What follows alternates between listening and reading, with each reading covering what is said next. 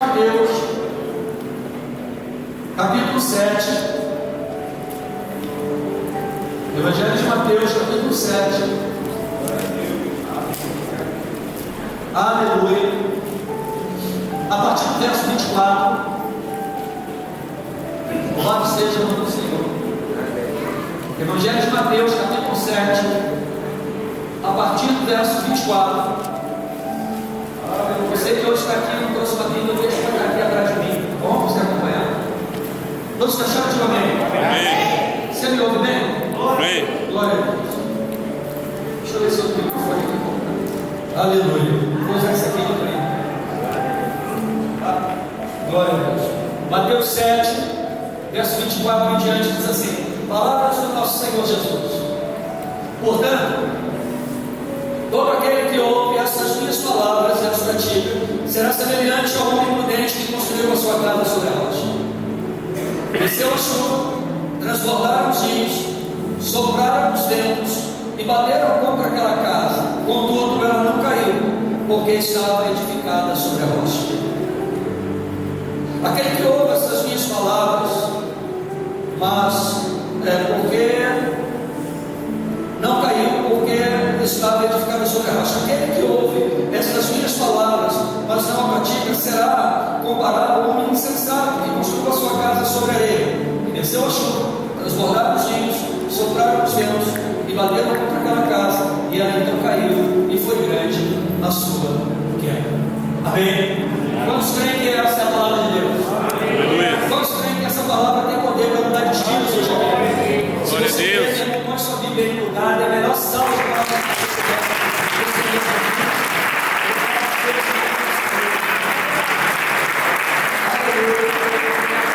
Vamos orar, Senhor nosso Deus, Deus dos nossos pais, Deus de Abraão, Deus de Isaac, Deus de Jacó. Nós te adoramos nessa noite, glorificamos o teu santo nome, bendizemos o nome do Senhor, porque até aqui o Senhor tem nos ajudado. Muito obrigado, Jesus, porque nós te adoramos com canções, nós honramos o Senhor com as ofertas voluntárias, com os dízimos, mas agora, Pai, nós estamos diante da tua palavra, e a tua palavra, ela é poderosa, Senhor, para cumprir o propósito por qual ela está sendo enviada, e ela, a sua palavra, jamais voltará para o Senhor vazia. Antes ela irá cumprir o propósito, Senhor, que nessa noite a tua palavra encontre corações aqui, para a glória do teu santo nome, tanto aqui como aqueles, Senhor, que estão ouvindo em casa, pela internet, que vão ouvir essa palavra, possam ser, Senhor, alcançados por ela, para a glória do nome de Jesus. Nós paralisamos agora todo e qualquer espírito do reino das trevas, enviados para roubar a atenção, Senhor, distorcer o entendimento do glória, sejam paralisados e mandados para onde o Senhor determinar, porque somente o Senhor tem liberdade nesse lugar. É no nome de Jesus Cristo, seu Filho, que nós oramos, e a igreja diz amém e amém. Glória a Deus. Sente-se um pouquinho, por favor. Eu quero compartilhar um texto, esse texto da palavra do Senhor com você, que está aqui no Evangelho de Mateus. Está aqui no Evangelho de Mateus, no capítulo 7, a partir do verso 24. Nós vemos do 24 ao 27. E esse texto, essa narrativa, ela está só no Evangelho de Mateus. Você não vai encontrar esse texto, Jesus falando a respeito desses fundamentos aqui em Lucas, Marcos, João. Não. Os discípulos, os outros discípulos, apóstolos que escreveram os demais evangelhos, eles não vão relatar esse texto. Somente Mateus relata isso. Por isso, talvez, sem dúvida nenhuma, ele seja tão importante para que nós possamos absorvê-lo e guardar no nosso coração. E nos levar à seguinte reflexão: sobre que fundamentos eu estou construindo a minha vida, sobre que fundamentos não a minha vida. Mas eu não quero falar sobre esses fundamentos, simplesmente não. O tema da nossa reflexão dessa noite é os dois ventos de Deus. Nós vemos o texto. E no texto Jesus vai dizer que ele compara a vida de dois indivíduos, ou ele coloca duas histórias aqui muito parecidas, mas que têm desfechos diferentes, por conta de um vento que soprou. E ele fala que essa casa retrata a nossa vida, a vida do homem, a nossa história, que vai sendo construída ao longo do tempo. E lendo o texto por si só, a gente percebe que o problema não é o vento que sopra, porque esse vento ele sopra sobre as duas casas. Ele sopra tanto sobre uma como outra. Então a questão não é o vento, o problema nunca foi, e na maioria das vezes nunca é o vento, o problema é onde a casa está firmada. Porque o vento, ele vai soprar na minha e na sua vida em momentos diferentes, talvez para cada um de nós, mas o fato é que esse vento sempre sopra. Quando eu falo de vento, eu estou falando de adversidade, estou falando de problema, estou falando de crise, estou falando de luta, estou falando de perda, estou falando de inquietação de alma, estou falando daqueles momentos que você olha para um lado, olha para o outro, parece que não tem nada para ninguém. Então o vento vai soprar para todo mundo. O dia mau, ou muitas vezes, ele chega em dados momentos da nossa vida, e todo mundo passa em algum momento pelo dia mau. A pergunta é, por que algumas pessoas suportam e outras sucumbem? Por que algumas pessoas elas passam pelo vale e outras permanecem nele e acabam morrendo nesse vale? Por que algumas passam pelo vento e outras se perdem no meio do vento? Então o problema nunca foi o vento, o problema é a casa. E a questão não é só a casa, eu estou falando sempre do indivíduo, mas eu estou falando sobre que fundamentos, né? Essa casa está, essa vida está. Então Jesus, ele faz essa analogia para ensinar uma verdade eterna, porque no final, o que vai fazer a diferença é onde a casa está firmada. No final, o que vai fazer a diferença é onde o teu casamento está firmado. No final, o que vai fazer a diferença é onde a minha família está alicerçada. No final, o que vai fazer a diferença é onde a tua vida está ficada. É isso aí que vai fazer a diferença. Então Jesus fala de uma rocha, ele está falando dele mesmo, porque a rocha é a palavra. E ele está falando sobre a areia, que é aquilo que se move de acordo com o vento. De acordo com o vento. Quando nós estávamos lá no deserto do Saara, interessante que o Saara, embora seja um deserto imenso, é muito fácil se perder. Por quê? Porque quando as tempestades de vento chegam, as nuvens se movem. Então elas mudam de lugar, elas mudam de posição. Aquela que está no norte vai para o noroeste, que está no noroeste vai para o sul, que está para o sul, vai para o norte, aquela confusão. Então a pessoa fica desorientada, porque o vento não tem esse poder. O vento não tem esse poder de mover as coisas do lugar, mas somente aquelas coisas que não estão devidamente firmadas. Agora, quando alguém, uma casa, uma família, uma história, um relacionamento com Deus está firmado, sabe, na rocha verdadeira que é Jesus, o vento pode soprar, mas essa pessoa ela vai permanecer de pé. Então Jesus está falando disso. E eu quero começar aqui a compartilhar esse texto da palavra do Senhor com você. Nós vamos entrar numa campanha que tem como tema a semana de restauração da família. Eu quero iniciar fazendo essa pergunta para você: aonde a sua casa está firmada?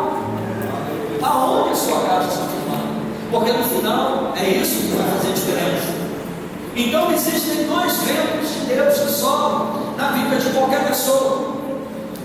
Na Bíblia o vento sempre vai representar, meu irmão, um movimento espiritual. Jesus está falando de um movimento espiritual.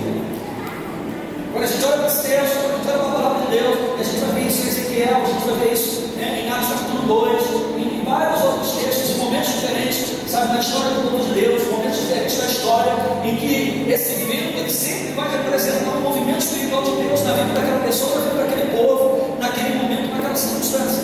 Então o vento, esse vento, olhando para esse texto, ele representa, Jesus está ensinando isso, um movimento espiritual na nossa vida. Porque não adianta uma tolice nós racionalizarmos tudo, bem como também espiritualizarmos tudo. Sabe, quando uma pessoa racionaliza tudo, com o perdão da palavra, ela está sendo tola. Por quê? Porque o mundo metafísico, o mundo espiritual, ele é mais real do que esse mundo. Por quê? Porque esse mundo que nós vivemos, ele é passageiro, ele vai passar, ele é efêmero. Ele tem data de validade, mas o metafísico, o espiritual não, ele é eterno. E é ele que rege todas as coisas nesse mundo físico. Então, o vento, espiritual. E o vento ele nunca vai surgir por acaso. Uma pessoa nunca vai entrar no vento, ela nunca vai passar por um vento na sua vida, ela nunca vai passar por um vento na sua história, sabe, por mero acaso. Então existe um propósito de Deus. Quando o vento sopra sobre a minha vida, sobre a tua vida, sobre a minha casa, sobre a tua casa, de alguma maneira, então ele nunca aparece por acaso, ele sempre vem trazendo algo de Deus, ou permitindo algo de Deus na minha vida. Repita comigo: o vento não sopra por acaso, ele sempre vai trazer algo de Deus, ou ele sempre vai trazer a permissão de Deus para algo na minha vida. Então o vento de Deus ele nunca vai soprar de repente. Sabe, tem alguém que passando por um processo, passou por um vento, né? Já alguns crentes falam isso: passou por um vento. Quantas vezes eu já entrei no vento e as pessoas estão dele, estou no vento, mas Deus é bom. Sabe, parece que vira um jargão evangélico, mas não é uma realidade, é uma questão de algo espiritual que as pessoas não entendem por muitas vezes. E aí, falando, estou passando um vento, mas estou firmado na rocha. Glória a Deus. Então, eu não estou falando de algo meramente natural, estou falando de coisas espirituais, que o carnal, o natural, ele não entende. Mas eu estou passando um vento, estou num processo, mas eu estou firmado na rocha. Então, esse vento, ele sempre vai vir com a permissão de Deus, ele sempre vai trazer algo de Deus. Então, se hoje tem alguém aqui passando nesse processo, o vento está soprando, eu quero dizer para você: Deus pode trazer algo no meio desse vento. Deus pode trazer algo no meio desse processo, no meio desse vento. Você já viu o barco à vela? O barco à vela ele é movido por quê? Pelo vento. Então, o que leva aquele barco, o que dá a direção é o leme, mas o que funciona é o vento.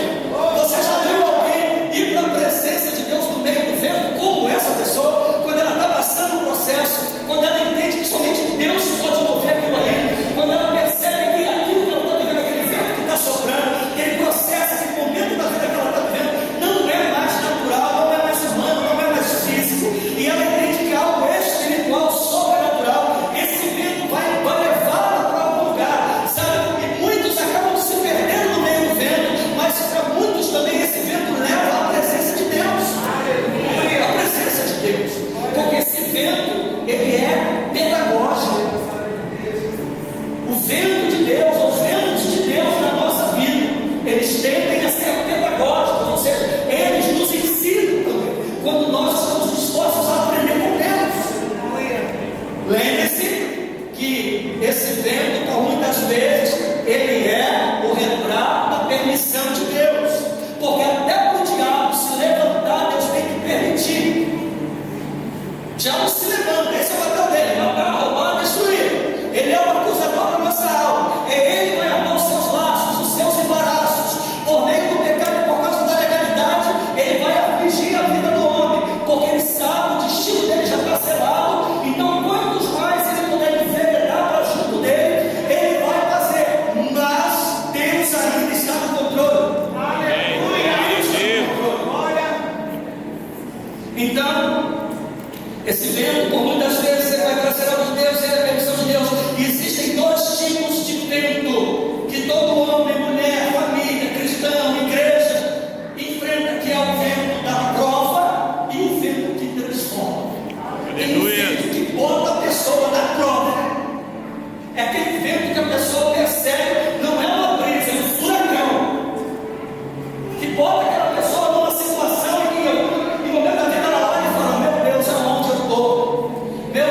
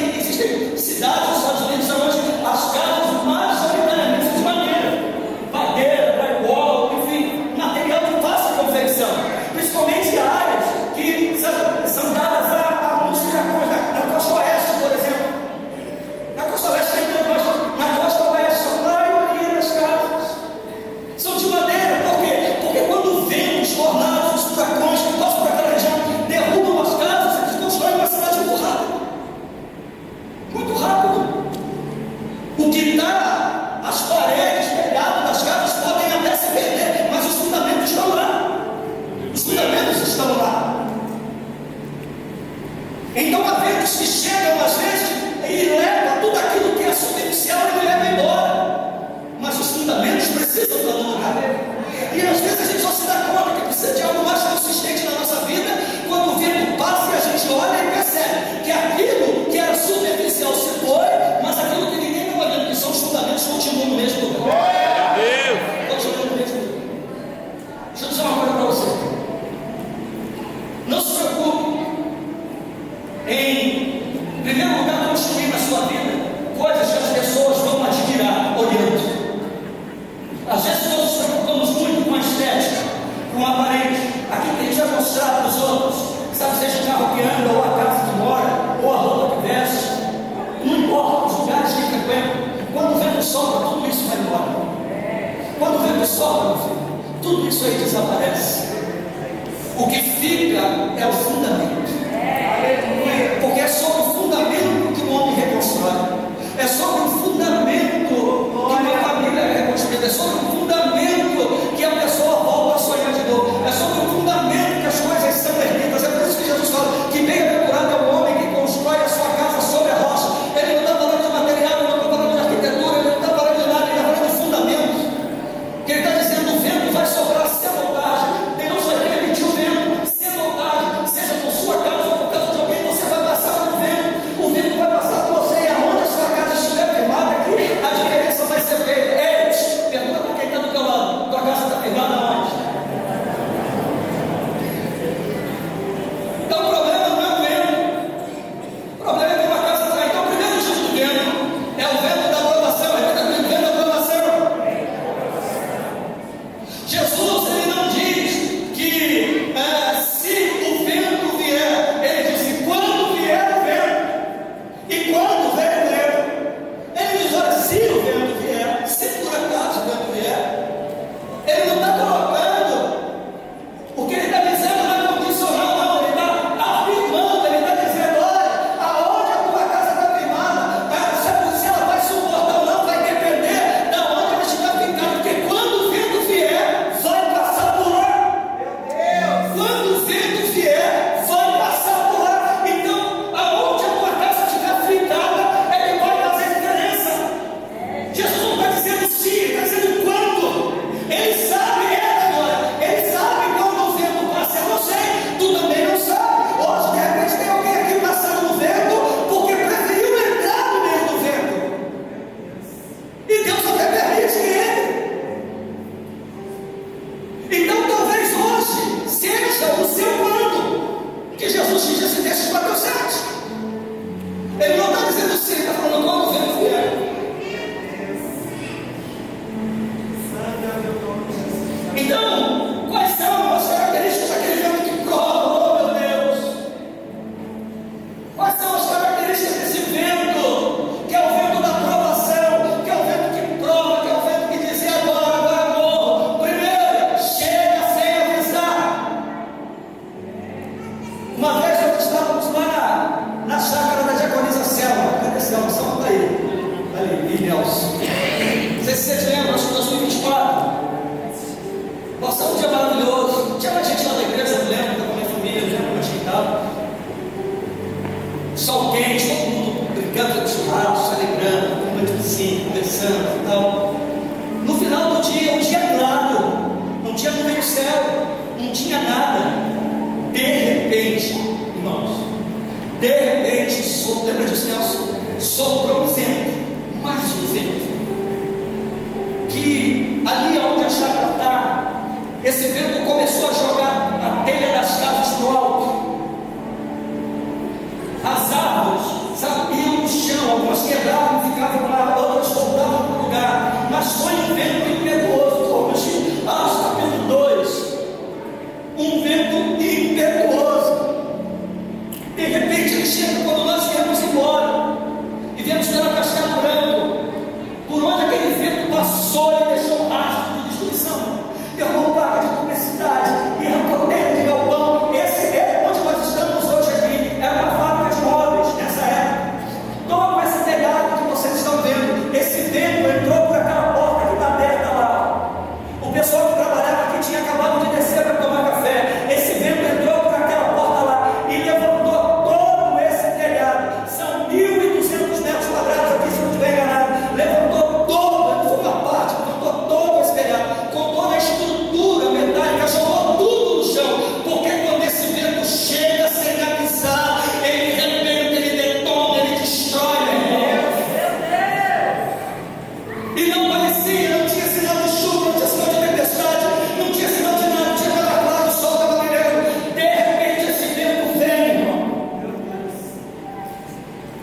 E quando nós chegamos aqui, a nossa igreja era dois galpões aqui para baixo, do lado direito.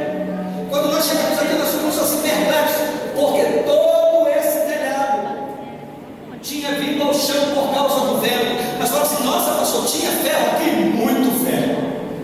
Tinha estrutura metálica aqui? Muita. A estrutura era muito boa, pelo menos visivelmente. É o que eu digo: não conta o que se vê por fora, se conta aquilo que ninguém está vendo, é aquilo que segura. Então, às vezes você é muito bonitinho por fora, você também é muito bonitinho por fora, mas se dentro não tiver algo que segure, quando o vento vier, não adianta, querido. Vai perder, vai sofrer, vai pagar preço. Se aquele povo, Deus não tivesse tirado aquele povo daqui 5 minutos antes, pelo menos, sabe, metade do povo que estava aqui dentro já morreu por causa dessa estrutura caindo em cima deles. Tudo isso vocês estão vendo aqui, quem chegou aqui depois, nós refizemos tudo. E quando esse vento passa para reconstruir, é muito difícil. Se não há estrutura, quando esse vento leva aquilo que não está firmado, é muito difícil para reconstruir. Então, esse vento de Deus, o vento da aprovação, em primeiro lugar, ele chega sem avisar. Esse vento faz uma grande bagunça, ele bagunça as emoções, ele testa a fé, ele começa a revelar agora como foi percebido que a estrutura que segurava, sabe, toda a cobertura desse prédio aqui não era tão boa assim, assim como o vento comprovou que aquela estrutura não era tão boa assim. Quando esse vento passa na nossa vida, revela-se a nossa estrutura espiritual, se ela é boa ou se ela não é boa. Aonde a nossa estrutura espiritual está firmada, porque ele mexe com a fé, ele mexe com as emoções, ele mexe com os sentimentos, ele faz uma bagunça, ele chega sem avisar. Isso.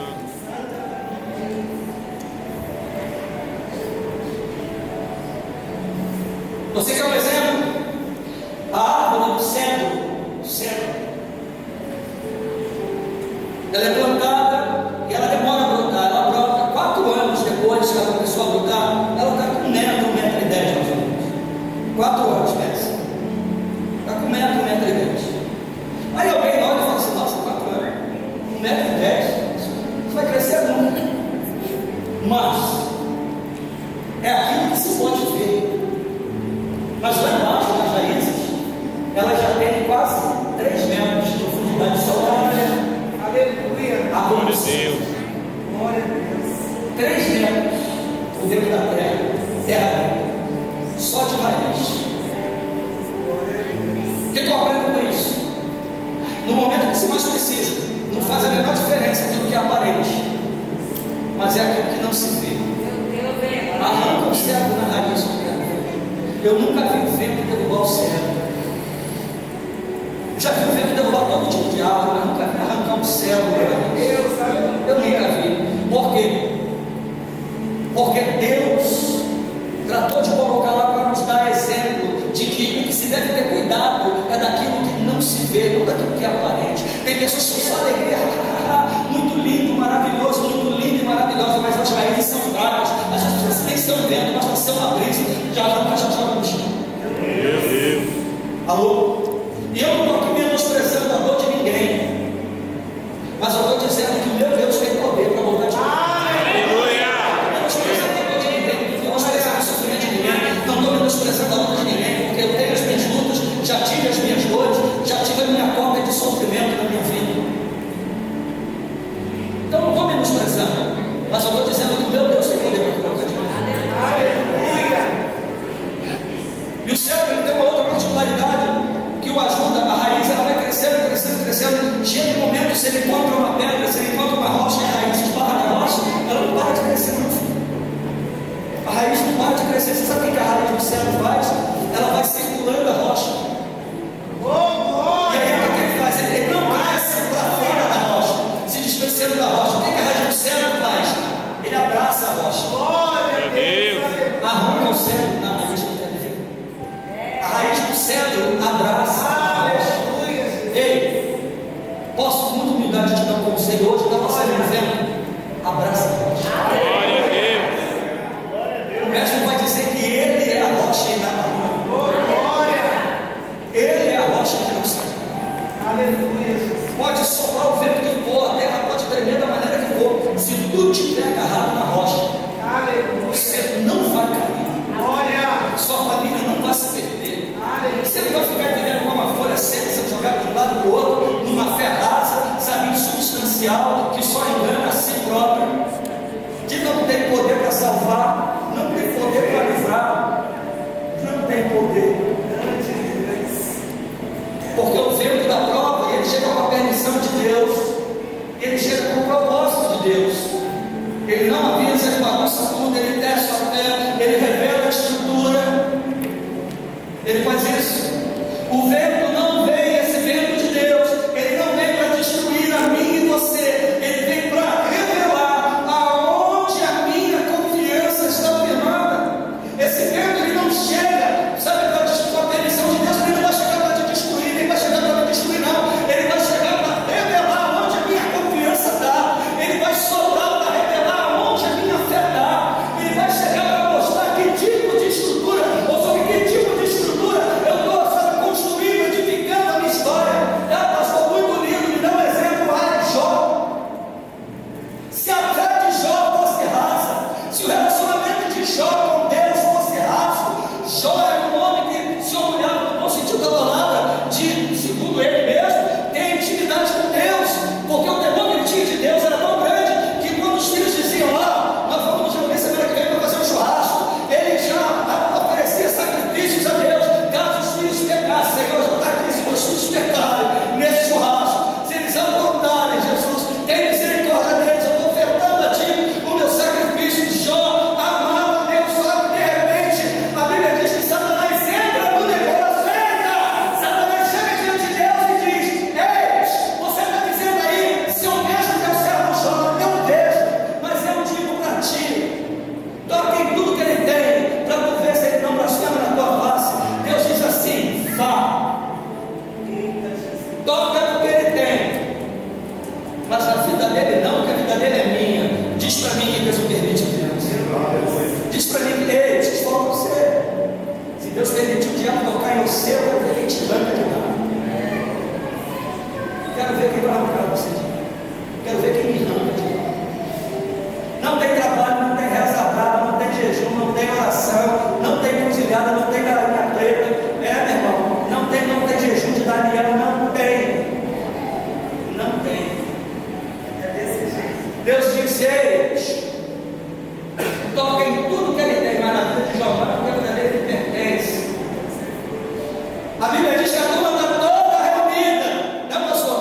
Toda reunida, e de repente um vento sopra, de repente derruba o lugar onde eles estavam, e os filhos morrem. De repente o vento da prova chega sem avisar. Ei, e o vento, ele tem endereço. Quando ele vem de Deus, ele tem endereço. Ele tem endereço certo. Alô? Glória a Deus. O vento de Deus, quando chega, ele tem endereço. E o endereço que Deus deu é a casa onde os filhos de Jó estão. Vão lá. O vento sopra, a casa cai e mata os filhos. Jó entra em desespero. É para qualquer homem de Deus, mulher de Deus, entrar em crise. O homem está oferecendo sacrifício. O homem está adorando a Deus, a Bíblia diz que era um homem fiel. O próprio Deus fala para Satanás: veja aí meu servo Jó, homem íntegro, fiel, tem o meu nome. O diabo fala: é lindo, paga o que ele tem. Ele diz: ele para tudo. Paga o que ele tem para tu ver se ele não baixou na tua face. Deus fala: pode tocar, na vida não, que é minha. Deus falou na vida de Jó, não falou nada dos filhos de Jó. Deus falou: a vida dele pertence a mim, mas não falou das coisas nem dos filhos. O propósito de Deus era com Jó.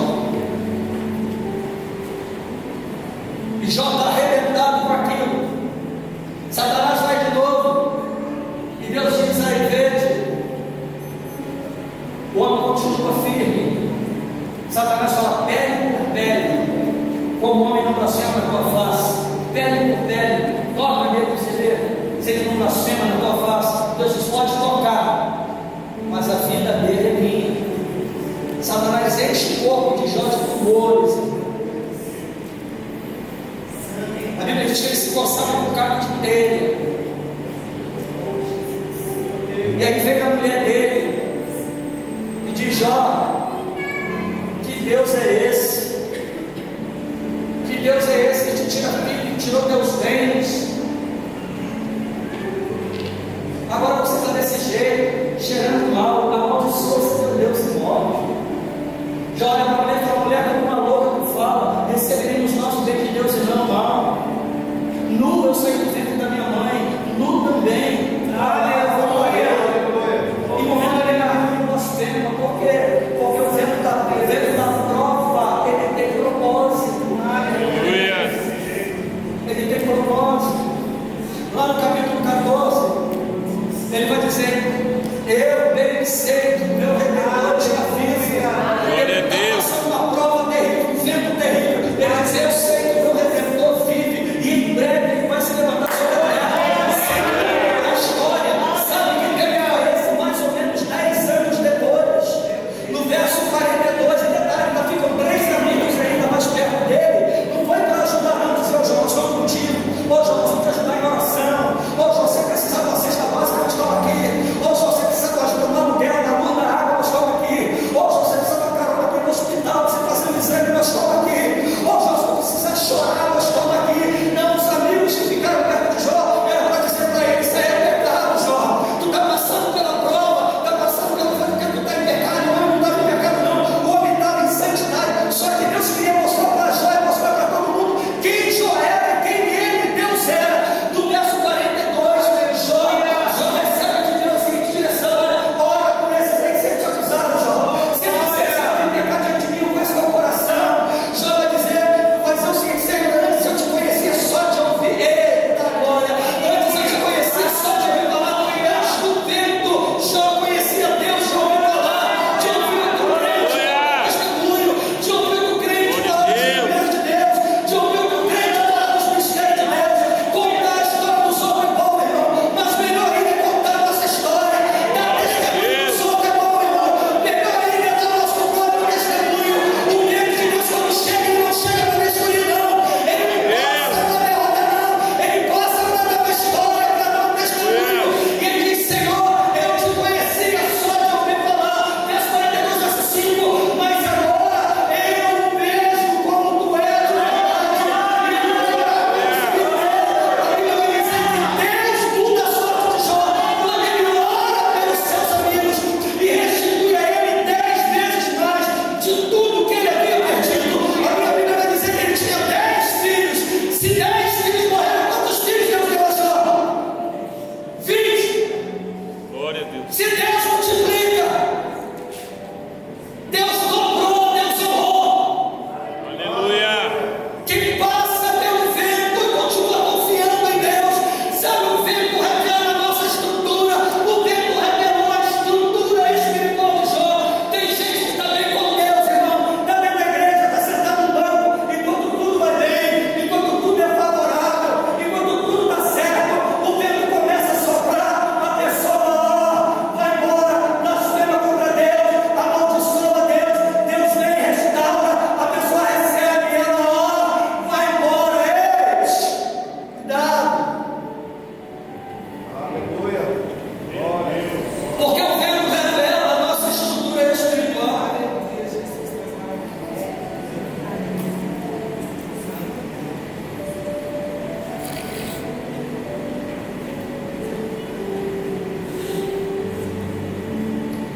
Quando a gente olha para a vida de Jó,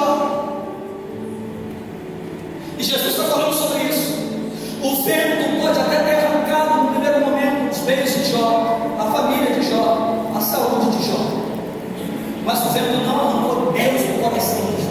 Aleluia. Glória.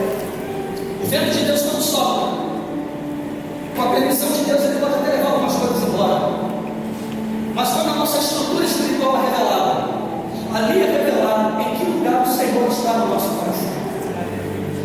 Quando o vento sopra, é quando ele revela em que lugar Jesus está no meu coração. É quando o vento sopra, é quando eu estou vivendo aquela luta, aquela guerra, e parece que esse vento tira todo mundo, parece que só tem eu, ninguém liga, ninguém visita, ninguém fala, porque Deus quer tratar comigo. Aleluia. Ei, ninguém aqui é coitadinho, não. Ninguém aqui tem visitar, tem que ligar para você, tem que ficar ligando para mim, indo na minha casa, afagando a minha cabeça. Ei, Chico, quem falou isso aí para você? Não.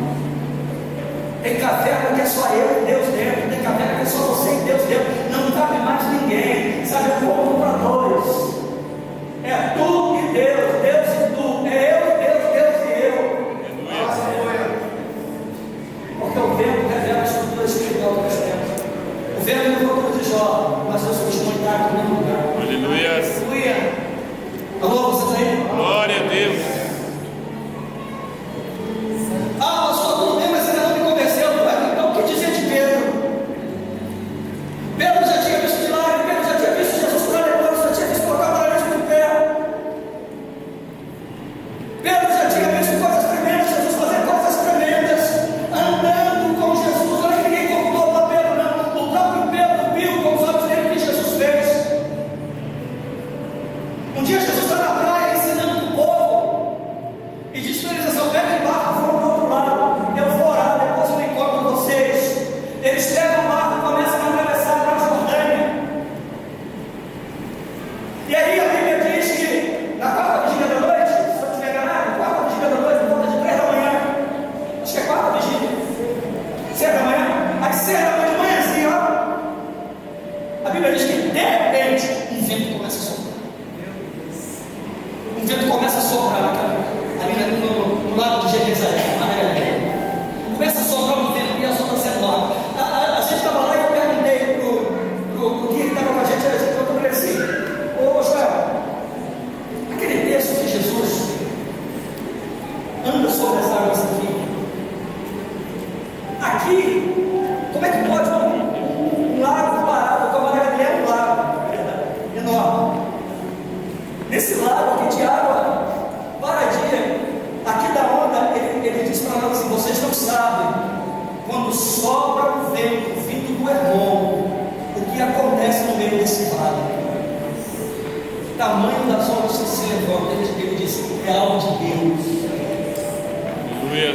Então, embarcações que estiverem aqui afundam por causa da tempestade, por causa do vento. Quando liberam o mar de tempestade, aqui no vale, as embarcações pequenas de pesca têm que sair e têm que atracar. E aí a Bíblia diz que eles pegam o barco e vão indo, sabe? De repente, na madruga, a onda grande, vento soprando, o barco fazendo água. De repente eles olham e veem alguém andando sobre as águas, pensam como fantasma. Jesus diz: sou eu, não tenho medo não, sou eu. Pedro fala assim: Senhor, se és tu, me deixa que é contigo. E o vento soprando e a sombra por cima, aquela confusão, irmão, sem controle, coisa boa é quando a gente entrega tudo na mão de Jesus, a gente não tem domínio de nada. E ele diz: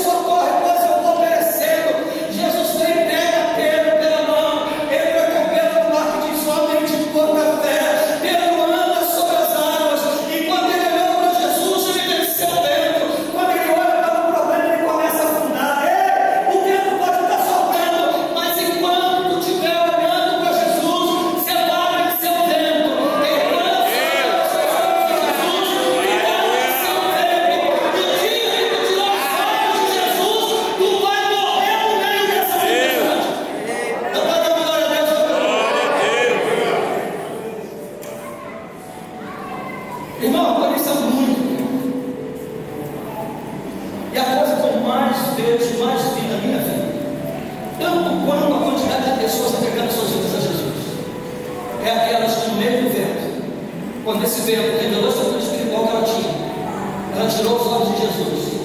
Alguns afundaram e deixaram Jesus socorrer, e entraram no barco junto com Jesus. Outros se afogaram e morreram. Hoje só andam por aí, só existem, mas não vivem. Só tem existência, mas não vivem. Porque qualquer tipo de vida sem Jesus não é vida, existência. Qualquer tipo de vida sem Cristo é mera existência. Porque quando nós fechamos os olhos aqui, é que a nossa história vai começar a verdade, a eternidade. Enquanto Pedro olhou para Jesus, ele venceu o vento. Porque tinha os olhos de Jesus, ele começa a afundar. O vento não derruba quem mantém os olhos em Cristo. Eu nunca vi alguém com os olhos em Jesus.